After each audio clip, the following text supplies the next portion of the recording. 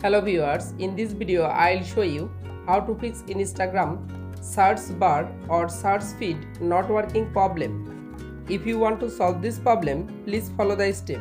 Step 1. Long press or long tap in Instagram application. Go to apps info. Click on storage. Again click on clear data. Tap on clear cache data. Step 2. Open Play Store. Search Instagram app. Update your Instagram application latest version. You make sure your Instagram application is updated. Step 3. Restart your device. Step 4. Again open your phone setting. Search Wi-Fi. You make sure your Wi-Fi or mobile data connection is properly connected. Step 5. Again open your Instagram app.